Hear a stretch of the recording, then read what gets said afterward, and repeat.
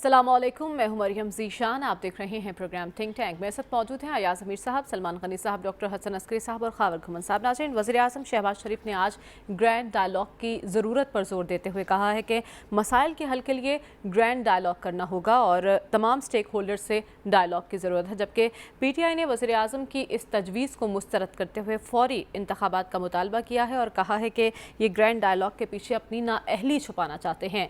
तो अगर मसाइल का हल सिर्फ और सिर्फ मुज़ाकरात से ही मुमकिन है तो मुज़ाकरात के लिए माहौल कौन बनाएगा, यही सवाल हम अपने पैनल के सामने रखेंगे। या सब वज़ीर आज़म की ये तजवीज़ किस हद तक काबिल अमल है और अगर मसाइल का हल ऐसे ही मुमकिन है तो इनको टेबल पर कौन लेकर आएगा? ऐसे शगुफे जो हैं, ऐसे हर एक कोई छोड़ता रहता है। ग्रैंड डायलॉग कर सब कुछ दिया है, मुल्क को बेड़ा गर्क कर दिया है और आप ग्रैंड डायलॉग करेंगे। किस बारे में आप करेंगे? एक मैं आपको जब तारीखी हवाला दूं, 65 की जंग में हमारी अफवाज जब शम जौड़िया सेक्टर में एडवांस कर रही थी और उनकी नज़रों में अखनूर का शहर आ चुका था और ये कहा जा रहा था कि बस ये अब थोड़े वक्त की बात है कि अखनूर हमारे कब्ज़े में आ जाएगा, तो ऐन उस वक्त 12 डिव की command Akhtar Hussain Malik major general कर रहे थे, उनको तब्दील करके जनरल याया खान को लगा दिया गया। ऑफेंसिव हमारा रुक गया, हिंदुस्तानियों को मौका मिला अपनी वो सफ़े डिफेंसेस वो करें। अखनूर फिर जब हमला हुआ, वो हमला हमारा पसपा हो गया, रुक गया, अखनूर ना आया। आज तक पूछा जा रहा है कि जनरल अख्तर हुसैन मलिक को रिमूव क्यों किया था और जनरल याया खान को 12 डिव का कमांडर आज तक 60 साल हो गए हैं, 40 और इतने साल, इसका जवाब नहीं मिल सका। यहाँ पे जो भी वजूहात हों, जो किया ठीक है, हो गया। कम से कम पाकिस्तानी अवाम इतनी तो तवक्को रख सकते थे कि जो उनके ऊपर हुक्मरान लाए जा रहे हैं, जो भी हैं, टेक्नोक्रेट्स हैं, तजर्बाकार हैं, बड़े वो हैं, कम से कम उनके दामन पे कोई दाग तो ना हो। या ये भी तवक्को पाकिस्तानी अवाम की तरफ से कोई बहुत बेजा थी। कल यहाँ पे लाहौर में, लाहौर के शहर में ही एक एहतसाब अदालत के सामने पेशियाँ हुई। पेशियों में वज़ीर आज़म साहब भी थे और चीफ मिनिस्टर पंजाब भी थे। और ये याद रहे कि दोनों जो हैं, उस जो केस में मनी लॉन्ड्रिंग और करप्शन का केस है, उसमें ज़मानत पे नहीं है, अबूरी ज़मानत पे हैं। मतलब उनकी ज़मानत अभी तक कंफर्म नहीं हुई। और जब इन्होंने, इनके वकील ने कल की बात है, इस्तदा की कि ये कंफर्म होनी चाहिए, तो जज साहब ने कहा कि यहाँ तो ये भी कहा जा रहा है कि एक और अक्यूज था जिसको इनके साथ, हमजा वगैरह के साथ था, मुश्ताक नामी, वो तो मर चुका है। और ये कह रहे हैं इस्तगासा वाले कि मरे हुए आदमी के अकाउंट से भी पैसे निकाले गए थे। तो आगे से वकील दिफा, इनका वकील कहता है जी वो तो होगा, लेकिन साबित ये करना कि पैसे हमजा के अकाउंट में गए या नहीं गए। अब जब देखिए ये इल्ज़ामात हैं, केस है, पता नहीं क्या उसका बनता है। और जब ये नैब, तो सारा कानून जो है शायद आला मुल्की मुफाद में तमाम का तमाम चेंज हो गया है। अगर आप वो तरमीमात पढ़ें तो आदमी को हंसी आ जाती है।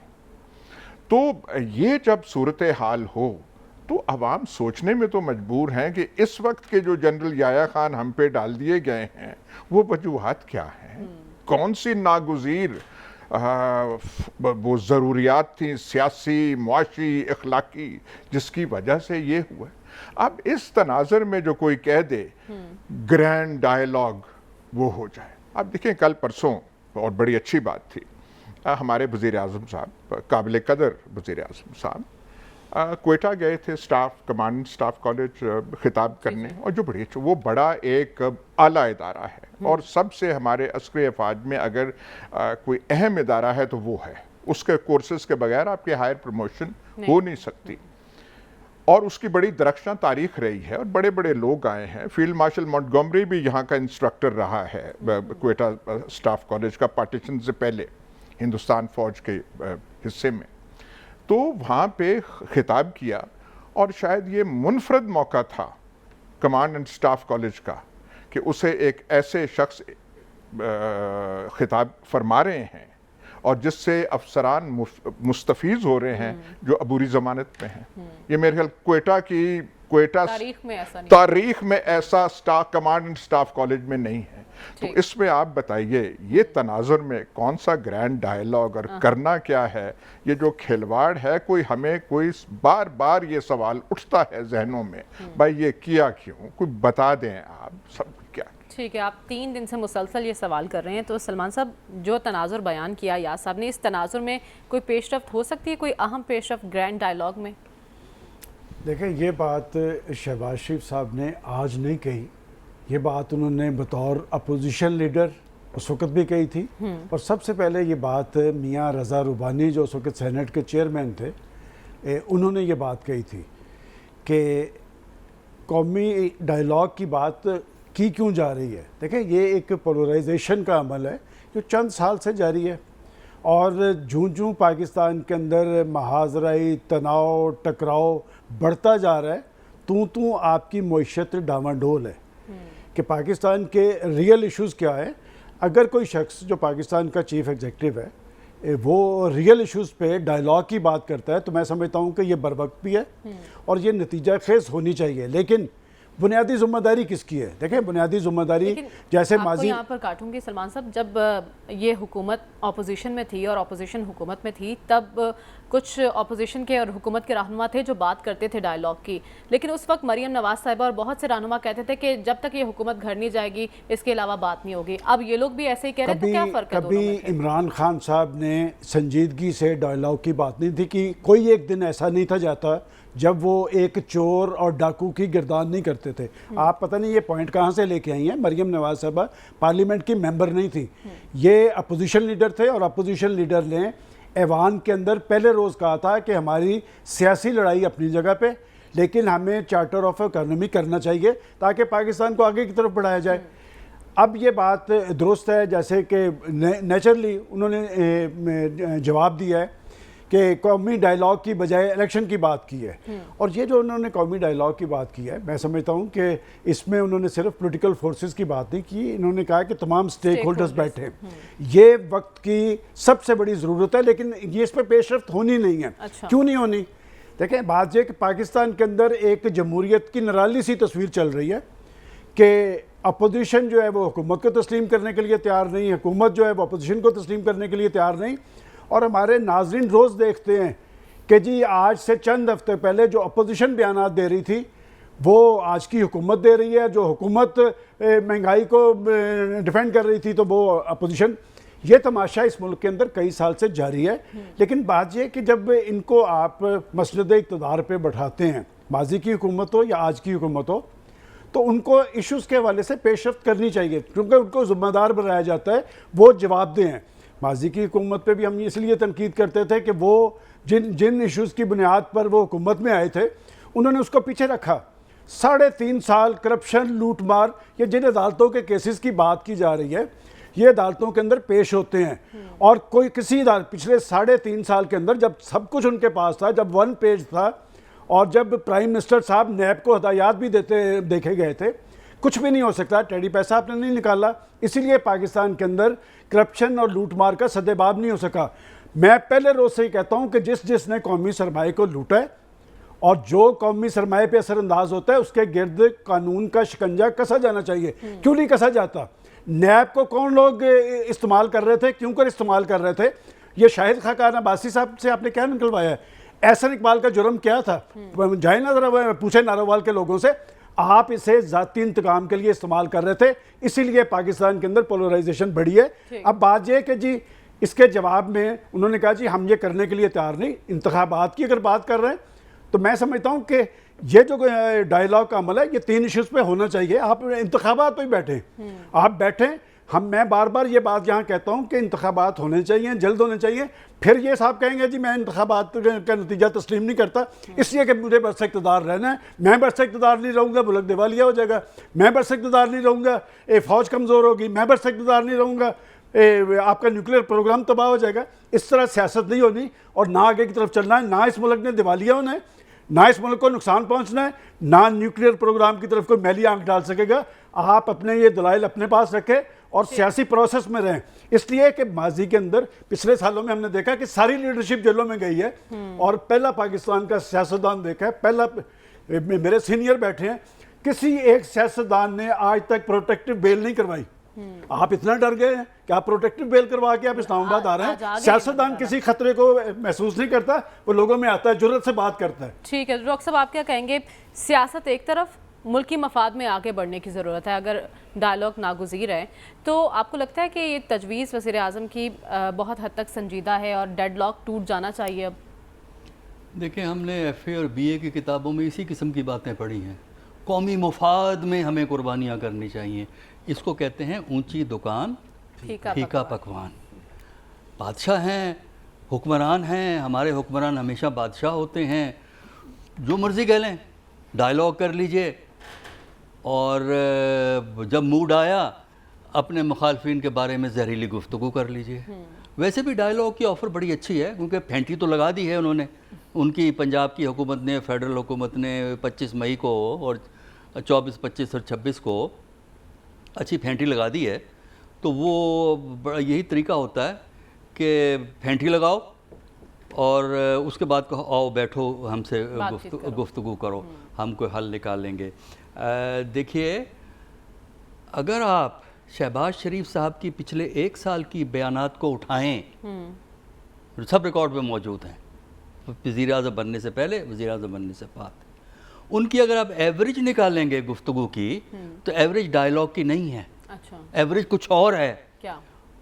मनफी गुफ्तगू, सख्त अल्फाज और ऐसी गुफ्तगू जो बदकलामी के को बॉर्डर पे पहुंचती है।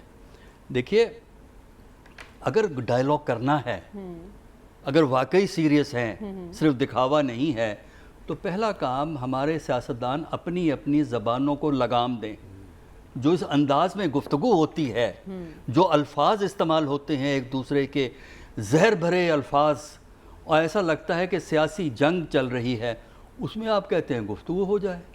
गुफ्तगू किस तरह हो सकती है? गुफ्तगू के लिए माहौल चाहिए, गुफ्तगू के लिए एतमाद चाहिए, गुफ्तगू के लिए कोई तरीक़ाकार चाहिए, गुफ्तगू के लिए कोई एजेंडा चाहिए।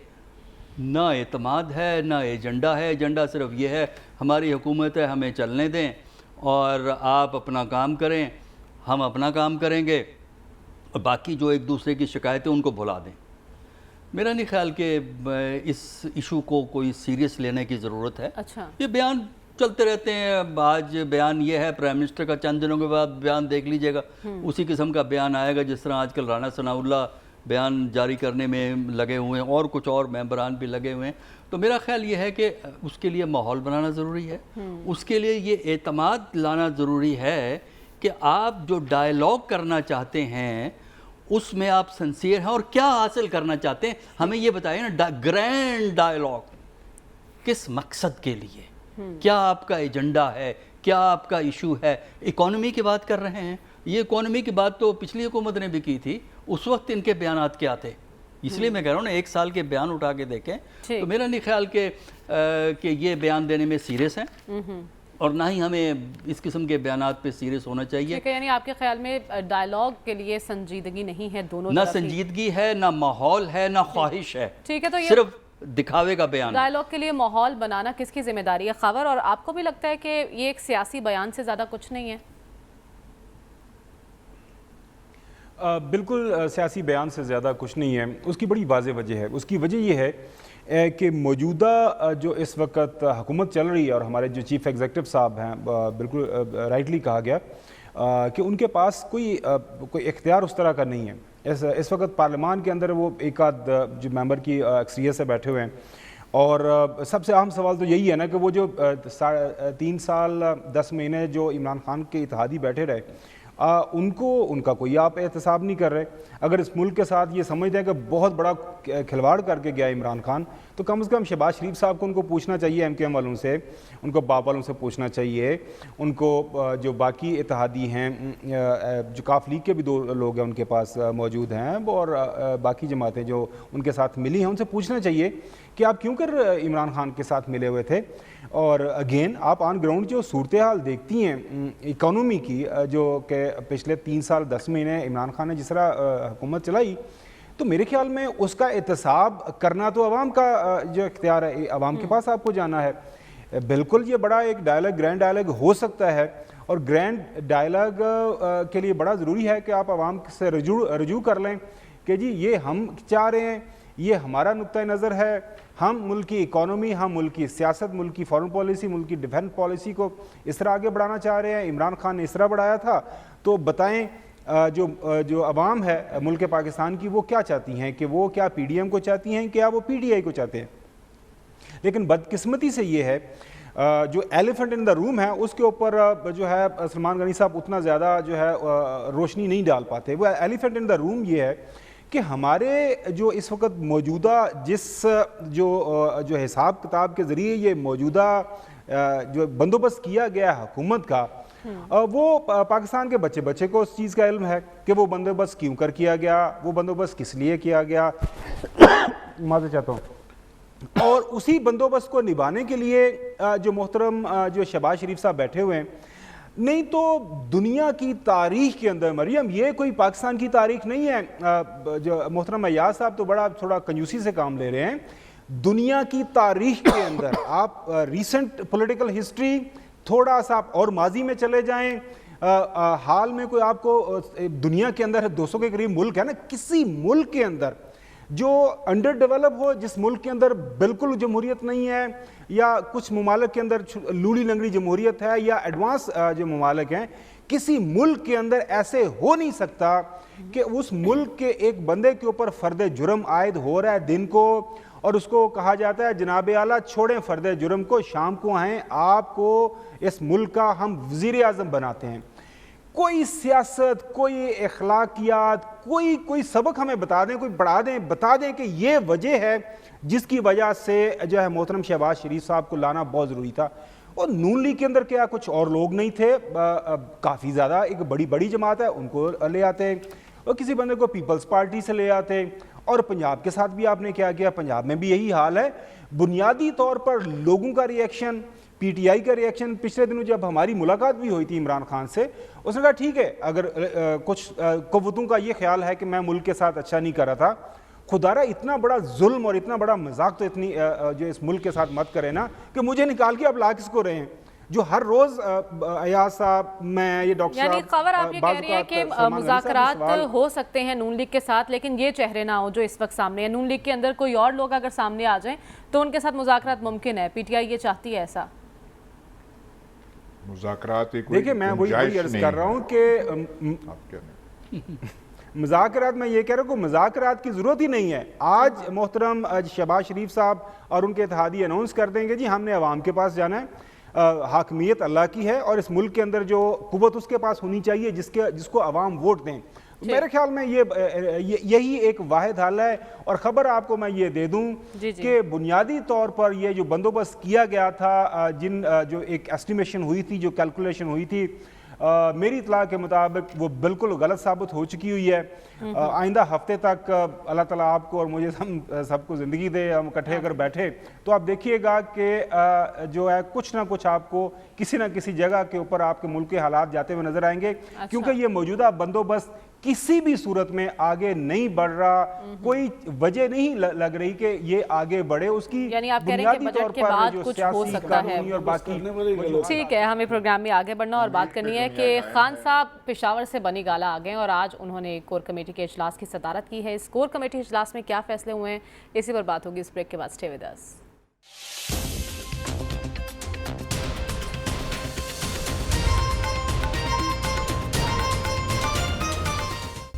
वेलकम बैक नाज़रीन। PTI कोर कमेटी का आज इजलास बनी गाला में हुआ। पेशावर से इमरान खान साहब आज बनी गाला भी पहुंचे हैं और जो अहम फैसले हुए हैं उसमें PTI पंजाब के ज़िमनी इलेक्शन में हिस्सा लेगी, ये फैसला हुआ। और दोबारा इस्तीफ़ों की तस्दीक के लिए स्पीकर के सामने पेश ना होने का फैसला भी किया गया। इसके अलावा ये भी ऐलान किया गया कि अगर इमरान खान को गिरफ्तार किया गया तो कारकुन फौरी तौर पर रद्द-ए-अमल दें, ये ऐलान हुआ है। अय्याज साहब, जो फैसले इसमें हुए हैं, सबसे अहम बात लॉन्ग मार्च से मुताल्लिक थी, उस पर तो कोई बड़ा फैसला या कोई गौर-व-ख़ौज़ नहीं हुआ, इसकी क्या वजह है?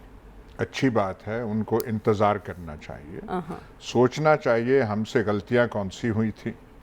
और ख़ान साहब जब इक़्तिदार में थे उन्होंने उनसे बड़ी बड़ी गलतियां सरजद हुई। हम तो सिर्फ़ एक बुज़दार साहब का नाम लेते थे, लेकिन उनके पास जो उनके बिल्कुल मोतमद ख़ास वहाँ थे, वो उसे पता नहीं क्या अंग्रेज़ी में प्रिंसिपल सेक्रेटरी कहते हैं या क्या कहते हैं, वो जो कल जिनकी बात हो रही थी, वो जो शुगर मिल ओनर है रहीम यार ख़ान के, वो बड़े खूबसूरत वो नौजवान है, ऐसे लोगों को ला के उन्होंने किया। बहरहाल अब भी उनके पास टाइम है, लेकिन ये जो खुशफहमी है खाबर साहब की कि ये अगले 10 दिन और ये और फलाना और इससे बात, मेरे ख्याल इस खुशफहमी से निकलना चाहिए।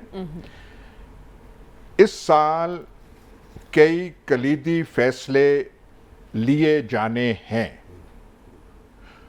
उनसे वो बिल्कुल संभाले ना गए, उससे पहले इलेक्शन का रिस्क नहीं लिया जा सकता। अच्छा, जो मर्जी आप करें, वो जो उर्फ़ आम में बात इन्होंने आम कर दी है, सलमान साहब ने फट्टे लगे और फलाने लगे, जितने मर्जी आप फट्टे लगा लें, वो रिस्क रहती है, वो डर रहता है कि पता नहीं कहीं आ जाए। जैसे ज़ियाउल हक ने ये रिस्क नहीं लेनी थी कि इलेक्शन हो और जुल्फ़िकार अली भुट्टो आ जाए, इस वक्त ये वाला बंदोबस्त रिस्क नहीं ले सकता कि इलेक्शन हो जिसमें इमरान खान आगे आ जाए। इमरान खान आए तो जो कलीदी फैसले हैं, पता नहीं कहाँ कहाँ के फैसले हैं, इतनी मालूमात अब हम कहाँ रखें, वहाँ पे वो जो है तहस नहस ना कर दें, और जो सोचा जा रहा है कि ये फैसला होगा और ये कलीद, वो आगे पीछे हो के सारा उल्ट पुल्ट ना हो जाए उससे पहले। नहीं तो ये खलवाड़ करने की ज़रूरत क्या थी?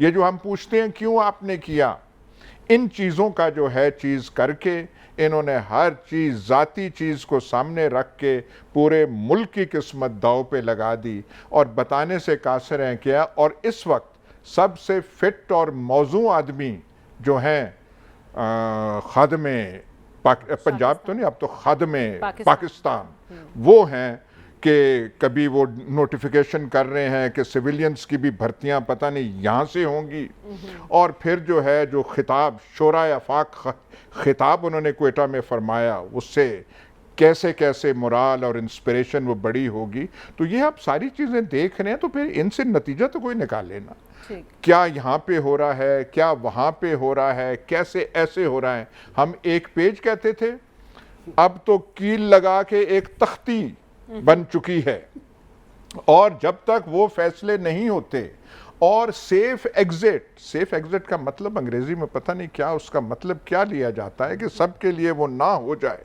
उससे पहले कोई खतरा इलेक्शन का मोल ना लिया जाए, बिल्कुल नहीं लिया जाएगा।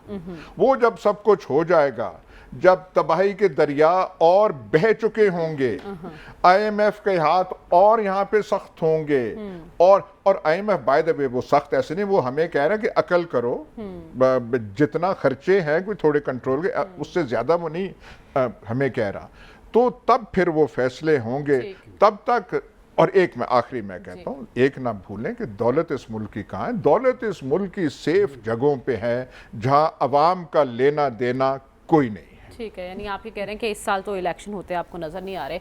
सलमान साहब, फैसला हुआ है कि इस्तीफ़ों की तस्दीक के लिए स्पीकर के सामने पेश नहीं होना, ये फैसला क्या जाहिर करता है?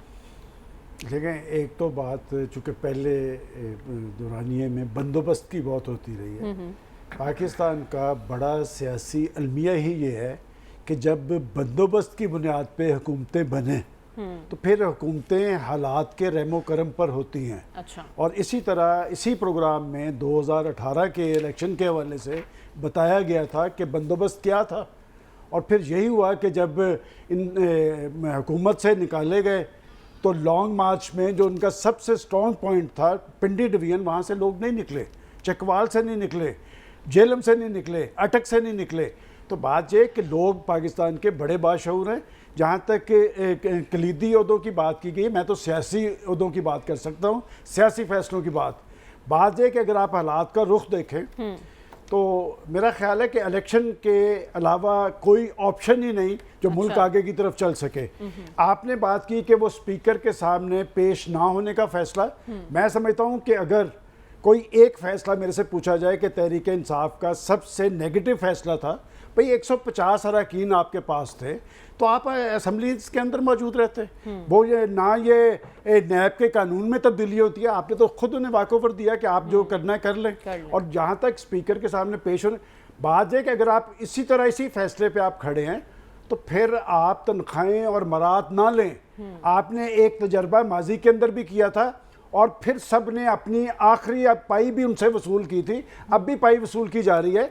मैं समझता हूँ कि पॉलिटिकल पार्टीज़ का अलमिया ये है कि पॉलिटिकल फैसलों से गुरेज बरतते हैं। आज भी तहरीक इंसाफ एक बड़ी पार्टी के तौर पे मौजूद है और मैं अब भी समझता हूँ कि ये ऑप्शन बंद नहीं हुआ उनका असम्बली में वापस जाने का, अगर तो ये सिस्टम आगे की तरफ चल रहा है। हल जो है वो इलेक्शन है और काश अब आने वाला इलेक्शन जो है वो बंदोबस्त की बुनियाद पे ना हो, पाकिस्तान के अवाम की तायद और हमायत से एक अच्छा गैर जानिबदार और शफाफ इलेक्शन होना चाहिए। और मैं इसलिए ये बात कह रहा था कि ग्रैंड डायलॉग की बात कि सिर्फ मुआशी सूरत हाल पे बात नहीं होनी चाहिए, पाकिस्तान के अंदर फेयर इलेक्शन पे बात होनी चाहिए, कुछ चीज़ें तय होनी चाहिए ताकि आने वाले इंतखाबात के बाद फिर वहां पर कोई साहब लॉन्ग मार्च के लिए ना निकल जाए, कोई धरना सियासत शुरू ना कर दें। ये तो मैं ना मानू वाली पोजीशन है ना, मियां दे नारे बज्जन के। और जनाब ताड़े अंदर की गल तो निकल आई है ना कि किस जज्बात से आपने खादिम पाकिस्तान को ट्रिब्यूट पेश किया। इसलिए मैं कहता हूँ कि चकवाल वालों की एक सिफ्त है कि तलकात इनके नज़दीक बड़ी चीज़ होते हैं,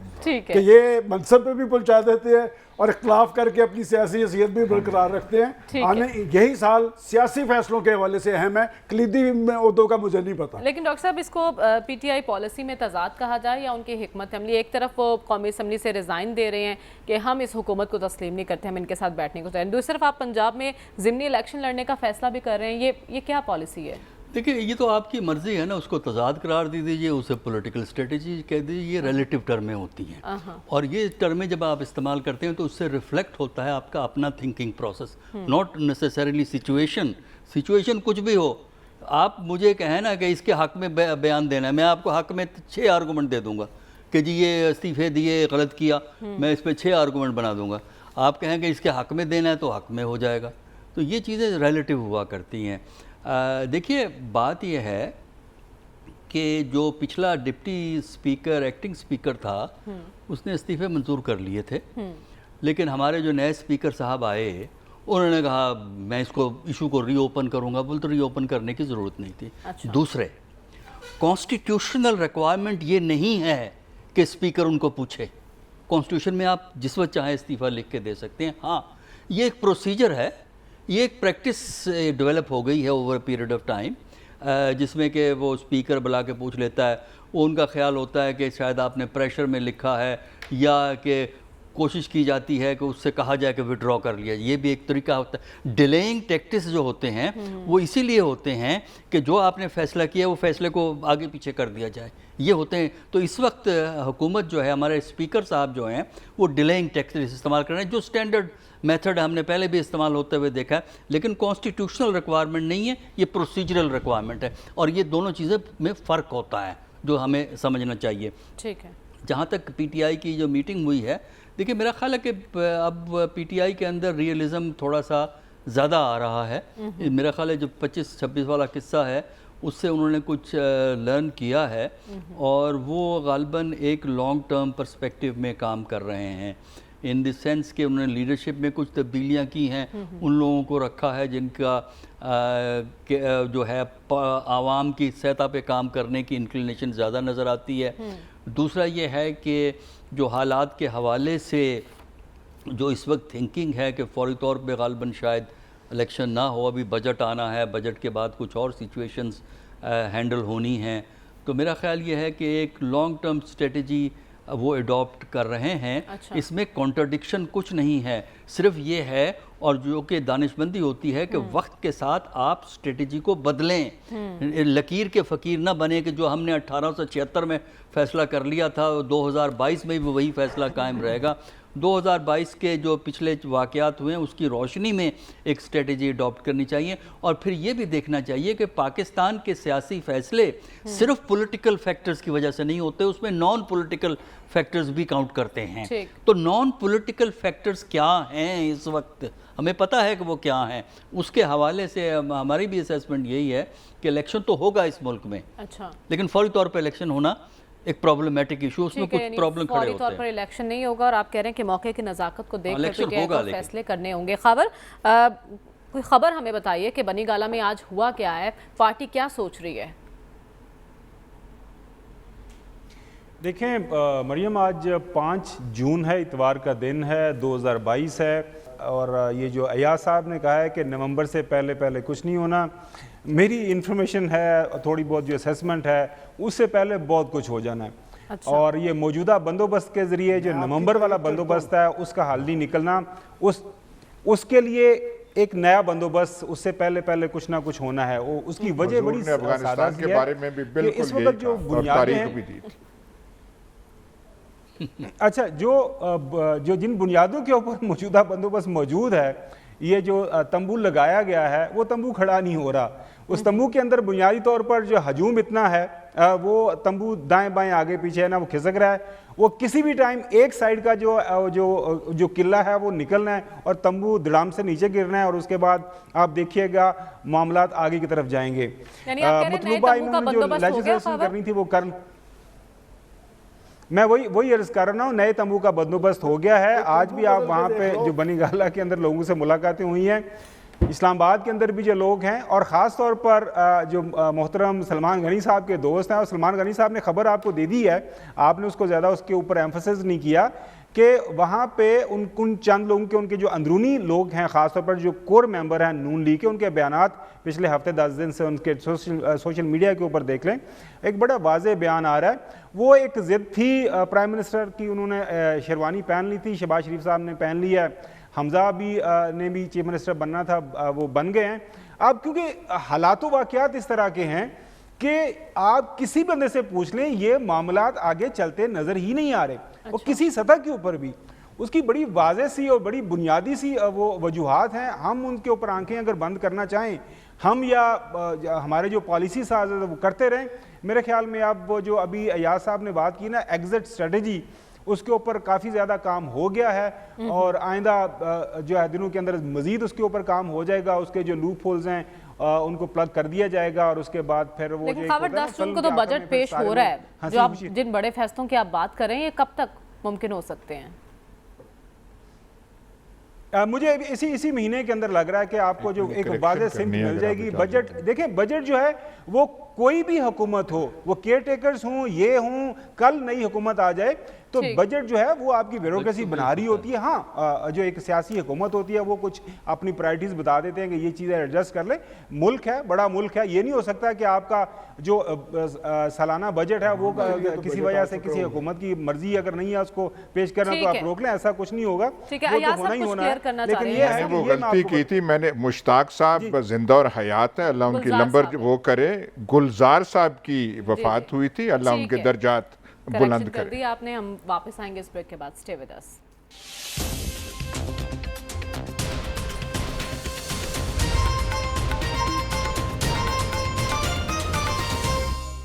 आज के प्रोग्राम से इजाजत दीजिए, आपसे इंशाल्लाह अगले हफ्ते मुलाकात होगी। अल्लाह हाफिज।